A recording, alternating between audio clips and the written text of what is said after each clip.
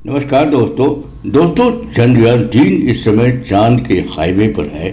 इसरो के वैज्ञानिकों ने इसे ट्रांस लूनर ट्रैजेक्टरी भी डाल दिया है। इसके लिए propulsion मॉडल के इंजनों को करीब 20 मिनट तक ऑन किया गया।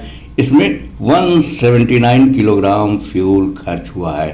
अब तक धरती के 5 चक्कर लगाने या 5 बार ऑर्बिट मैन्यूवर करने में करीब 500 से 600 किलोग्राम फ्यूल खर्च हो चुका है, जबकि लॉन्च के समय चंद्रयान-3 के propulsion मॉड्यूल में करीब 1700 किलोग्राम फ्यूल भरा गया था दोस्तों।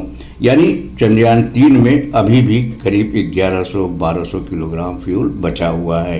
दोस्तों चंद्रयान-3 चांद के हाईवे पर कुछ दिनों तक यात्रा करेगा। इसके बाद इसे चंद्रमा के ऑर्बिट में लाया जाएगा। चांद की सतह से इस ऑर्बिट की दूरी करीब 11,000 किलोमीटर के आसपास होगी। चांद के चारों तरफ 5 चक्कर लगाने या 5 बार ऑर्बिट मैन्यूवर लगाकर इसके ऑर्बिट को कम किया जाएगा। कम करके उसे 100 किलोमीटर के ऑर्बिट पर लाया जाएगा। दोस्तों चंद्रयान को कुछ दिनों में 100 किलोमीटर का ऑर्बिट हासिल होगा। उसी दिन propulsion मॉड्यूल और लैंडर मॉड्यूल की भी डी ऑर्बिटिंग होगी। यानी चंद्रयान-3 का लैंडर मॉड्यूल धीमे धीमे चंद्रमा के 100x30 किलोमीटर के ऑर्बिट में जाएगा।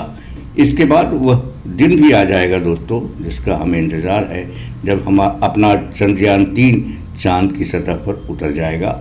दोस्तों इसरो के वैज्ञानिकों ने बहुत ही बुद्धिमत्तापूर्ण तरीके से चंद्रयान-3 को ऐसी गणना के साथ लॉन्च किया है कि वह ठीक 15 अगस्त के आसपास चांद पर लैंड करे और दिल्ली में लाल किला के साथ चांद पर भी हमारा तिरंगा एक साथ लहराए।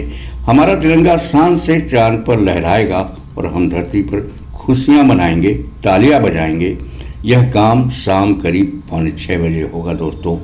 दोस्तों एक बात और, चंद्रमा की ग्रेविटी पृथ्वी की ग्रेविटी से 6 गुना कम है, इसलिए चंद्रयान-3 की गति को भी कम करनी पड़ेगी, नहीं तो वह चंद्रमा के ऑर्बिट को पकड़ नहीं पाएगा और आगे निकल जाएगा, अंतरिक्ष में चला जाएगा।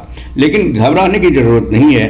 अगर ऐसा होता है तो चंद्रयान 3,69,000 किलोमीटर से वापस धरती की 5वीं ऑर्बिट के पैरोजी में आ जाएगा, लगभग 10 दिनों के बाद।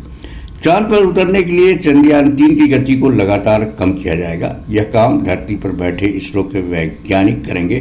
चंद्रमा की ग्रेविटी के हिसाब से फिलहाल चंद्रयान-3 की गति बहुत ज़्यादा है।